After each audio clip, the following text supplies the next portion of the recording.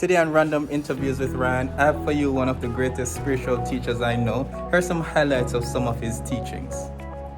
And that's what the sermon is called today, Christ-centered. So heißt die Predigt heute, Christus zentriert. And what we're going to do together as a church is to be Christ-centered, we all have to get a tattoo that looks just like this. Und wir wollen jetzt alle so ein Tattoo kriegen, damit wir ganz Christus zentriert sein können. Okay, I'm only kidding. Reinsetzen. So we don't want to be a preacher-centered church. Wir wollen keine predigerzentrierte Kirche sein We don't want to be a preaching-centered church. oder eine predigtenzentrierte Gemeinde A doctrine-centered church. oder eine doktrinzentrierte Gemeinde, A meeting-centered church. eine treffenzentrierte Gemeinde, A cool and contemporary-centered church. coole, hippe Gemeinde. These may all be good things in their own way, All diese Dinge sind gut einfach für sich, but they're not the center. aber sie sind nicht das There Zentrum. is and can only ever be one center. Es kann immer nur ein Zentrum geben. And this is Jesus himself. So we're going to learn a lot about this great man. He's definitely influenced my life a lot, and I really do appreciate him. And I introduce to you Gareth Lowe. Gareth Lowe. Okay, Gareth, we're recording. Great. Thank you for joining me for this random interview. I've been wanting to do it with you for a while, so I'm happy that we can finally make it happen.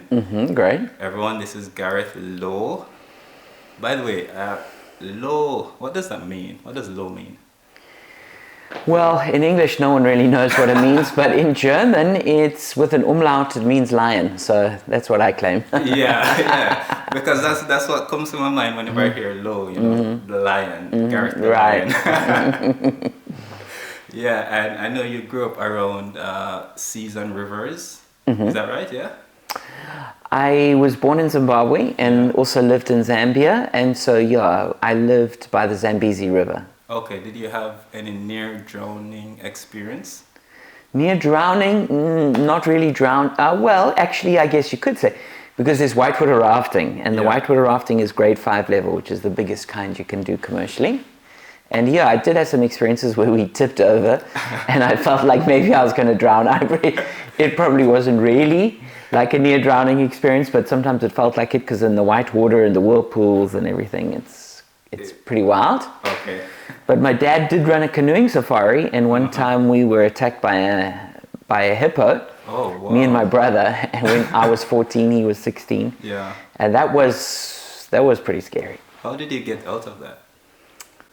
Well, we were just canoeing along, and then it came from behind, and it bit a hole in the top, but luckily its tooth didn't go through the bottom, only the top of the kayak. Okay. And then its weight threw that kayak into the air, and then it came crashing down, and then luckily it didn't tip over. And then we just paddled quick, and there was an island nearby, and we leapt onto the island, and the hippo went off. But I guess if it had turned over, that might have been a different story. Okay. Thank God for that. Yeah, for sure. Okay. Gareth, do you remember what you wanted to do with your life at 5 years old? At 5 years old, I probably wanted to be an artist or a singer. Oh, really? Yeah. What kind of songs were you singing at 5? I don't know, just any songs. My parents obviously loved those old classic, I don't know, Boney M, ABBA, whatever, yeah. So we used to sing along to all of that. Okay, cool. What about 10? I don't know if it had really changed by the time of 10. I guess by the time I was a bit older, as a teenager, I wanted to be a whitewater rafting guide. Okay. Yeah. So that's about 15, right? Yeah. About 15, okay. Yeah, so I wanted to be a whitewater rafting guide, and then I had all kinds of other ideas, I suppose, that I had Okay. around it. Nice. So what do you do for a living now? So I'm a pastor now. You're a pastor now. Okay. White River Rafting to pastor. That's interesting. You know, it was a very logical What did you study at university? I studied philosophy and psychology. Interesting. So when you studied philosophy and psychology, what did you want to become at that time? Well, I actually started off doing a BCom, in commerce. Okay. And so, but that didn't really suit me. I did that more to please my parents. Okay. But then I realized that really wasn't for me when I did like accounting and business maths and statistics. I was like, no, that's not me. And then I switched. I guess at that point I was still kind of hoping to become something like a psychologist, Yeah. or I had a couple of other ideas, investigative journalist, or maybe a manager through human resources or something like this. Yeah. Those were some, I guess, kind of ideas I had. Okay. So how did you become a pastor? What was that journey like after leaving university, studying what you did, and then becoming a pastor? Yeah, that's a good question. I mean, I guess it was in a sense there was a bit of a conflict, because on the one hand it was like, how do I make money, and how do I please my parents, and that was on this side. Yeah. And then on the other side, because I didn't come from a Christian home, it was the sense of calling, that God was calling me to be a pastor. And to become a pastor, I'd have to give up pleasing my parents, I'd have to give up money, I'd have to give up success and go and do that. So the way it just really happened, though, is when I went to university, I joined a church, Every Nation church, as it was getting planted. And I just began serving there and gradually took on more and more leadership. And at the same time, just a sense that God was calling me into being a pastor. That's an interesting story. So when you gave in your resignation letter, were you working for at the time? And what did you tell them? I'm resigning to be a pastor? You know what? It was even before that. So what happened is I was studying at university, and I switched from my commerce degree to what was called social science. I had to do a few courses to catch up, to finish it. Yeah. So I finished it in 3 years. And then in South Africa, you can do what's called an honors degree, which is just for a year, which comes before masters. Yeah. And I was invited to continue with that, either through philosophy or psychology. And then I said no to that, and then I went straight into doing a year of your life for the church. Okay. So yeah, so I didn't actually have a job, but what I then did to support myself is I began teaching at a community college. I was teaching disadvantaged people, like basically about personnel management, stuff I'd gotten from psychology. Okay. And so I began teaching it so that they could pass these courses they were doing. And so then that supported me for a while until I was then full-time in the church. Okay, interesting. So do you love what you do? Do you like being a pastor? I do. I do love being a pastor. Okay. And would you switch careers? No, definitely not. Okay. What would you say is the highest joy of being a pastor and the lowest low of the job? That's a good question. Well, I think as a pastor, the greatest joy is seeing people transformed and changed and fulfilling their destiny and becoming fulfilled people. Yeah. But likewise, this is the greatest pain of being a pastor is exactly in that area. It's when you see people destroy their lives, make really bad decisions. You try help them, and they don't want to be helped, and they destroy themselves, maybe destroy their marriages or destroy their kids or their own lives. So that is the most sad part of being a pastor. Okay, yeah, I can imagine. So, switching topics a bit, in terms of personal projects that you're working on, is there anything that really excites you that you're doing? Yeah, I'm very excited right now. We're doing a big project to send a truck to the Ukraine with 10 to 20 tons of food.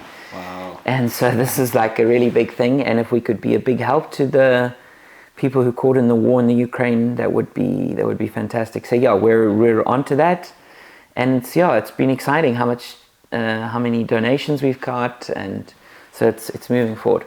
Okay, that's awesome. How about your hobbies? What do you like to do for fun? I think the thing I'm probably most excited about generally is travel. So I love going traveling, and on our summer holidays as a family, my whole family loves traveling. So it's this huge topic each year. Where are we going to go? What will we do? And normally we like to go somewhere sunny where there's beaches. And also then in Europe you get great old towns. So we normally try and combine those factors. And so planning that holiday and going on it is probably one of the biggest things that we like doing. My other big hobby I like is reading. I read all the time, lots of different things. So those are probably my biggest things. Okay, very nice. All right, I'm gonna ask you some rapid fire questions. I don't want you to think too hard about them. Just as you hear them, the first answer that comes to your mind, just answer them. All right. So the first question: who lives in a pineapple under the sea? I've forgotten who that is. Yeah, the pineapple under the sea. You know what? I can't remember the name of that person. You can't remember? No. He's yellow. He has some holes. Not SpongeBob. Yes. SpongeBob is who I don't like. That SpongeBob song, like I banned it in our house. You did. That's why I don't remember. Okay. SpongeBob SquarePants. All right. How many slices of pizza can you eat in one go? I can eat a whole pizza in one go, so I guess that's 8. What's your favorite book? My favorite book outside the Bible would be The Final Quest by Rick Joyner. Okay, and what's that book about? He's a prophet, and it's about revelations that he received about the spirit world. Okay, cool. If you could have a conversation with any person in history, who would it be?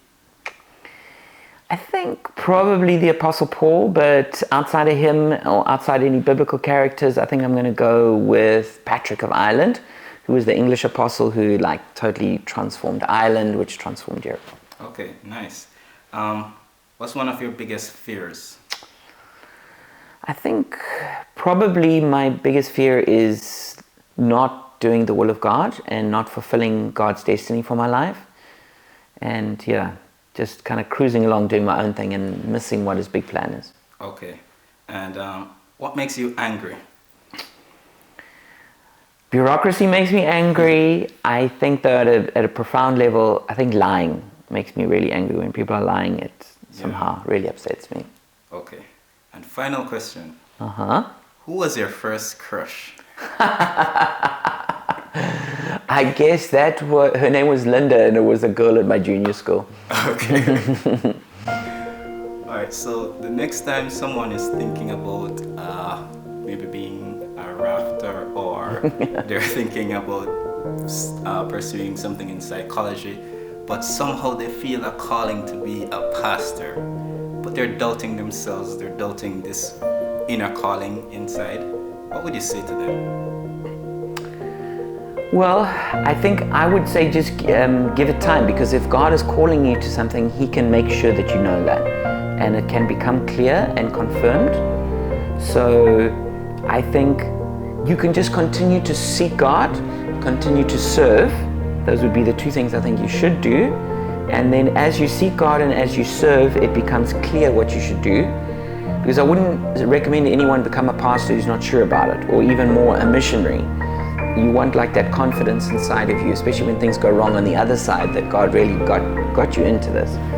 But keep serving and seeking God, and it'll become clear in time. And then when it becomes clear and you've got peace, then you can step out in confidence. And if someone is curious about this whole God thing, how do I know God? Where can they hear you on a weekly basis? Okay, right. I guess they can go to our church website and they can connect there through the sermons. And the sermons are posted on YouTube, on SoundCloud, on Spotify. So those are different, whatever platform they use. Otherwise, I guess they can find me on Facebook I have my normal one, but I actually have a spiritual page called The Diamond Tree, which people can find on Facebook. That's probably the most helpful. I mean, they can find me in a couple of other ways, but that's probably the best place. Okay. Thank you so much for that, Gareth, and thank you for the influence that you've had on my life and how you've helped me to see God more clearly. Yeah, thank you for the privilege and opportunity, and stick with it, man. What's your favorite color? Mine is green. While you're thinking about it, why don't you consider subscribing? What we do here is that we help you and your goals to have a nice stick-to-itiveness in your relationship. So see you in the next video.